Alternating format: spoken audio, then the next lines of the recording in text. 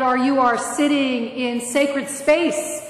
Around you is stained glass windows that were designed to theologically depict the mind and heart of the church that was rebuilt after fire. Only one thing remains from the fire, the hymn board that is on the wall. And yet, every week we worship here happily and with the Spirit of Jesus Christ around us. Not only is ministry taking place here, but it's taking place in other parts of this big building. And we'd like to take a few moments to give you a quick tour. Shortly after my arrival, we began to study Bishop Shinazi's book, The Five Faithful Practices of a Fruitful Congregation. And immediately, our old office was renamed the Hospitality Room. It's where people meet and greet and gather to share a story, a cup of coffee, and the latest happenings of First Church. It is a place where we meet and gather. As this is a big building, our trustees set to work to provide direction and help for those of us expanding ministry beyond the sanctuary. Through the 7th Street door, it's a new entryway since we renovated part of this building. We now have a brand new library, lovingly restored by some faithful volunteers and used as the Nichols Library to be rededicated on November 7th during worship. So many hands of love have gone into this space. We use it for meetings, for reading, and for just fellowshipping with one another.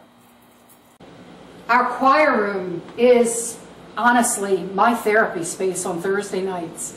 A place to come and sing and ring, listen to our children learn their anthem for Sunday morning, but also through the graciousness of our organist and her husband, our choir leader, a space to have meetings and fellowship and a place to celebrate those special birthdays of our members who have celebrated 100 years as members and friends of First Church. What better way to welcome young families than to have a clean, happy space for their children to play during worship? This has become such a popular place that the children hate to leave here when the service is over. We've been very blessed to work as a team in getting the floors renovated, ordering the supplies needed, and overseeing the direction and oversight of the nursery. So blessed are we to have volunteers who come in every Sunday morning to make the families or service every month through the wonderful leadership of Richard Quay and his team of volunteers that come and give out food faithfully. Rich is here today waiting for a freezer to keep the ministry running. Back here you can see all the shelves and the way the food is stockpiled to give the residents of Vineland a place to go in order that they do not sustain hunger. We've extended ministry back into our gym. No, we're not playing basketball in the afternoons, but it is where the kids of our summer camp Arise gather to paint, and this summer they actually built a rocket to celebrate the Lactic Blast. It's where people drop off their clothing for the Crossroads, our crew team clothing closet that has just developed as a mission project from their ministry. And it's where we know that we can store things, not clutter things, but store things to use in ministry and mission for the people of Vineland. The Spirit and Truth Soup Kitchen gathers here on Friday afternoons to serve lunches to people of Vineland, and they also have their offices in the rear of the church where they meet for their board meetings and their strategic planning to feed the citizens.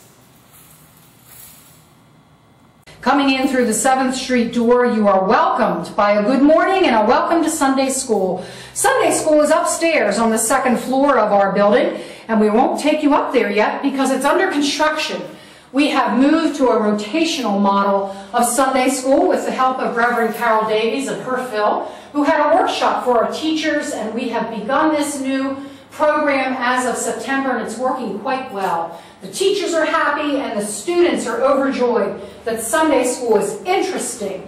We are currently studying the story of David and Goliath, and we'll move to the next 5 weeks of the Good Samaritan.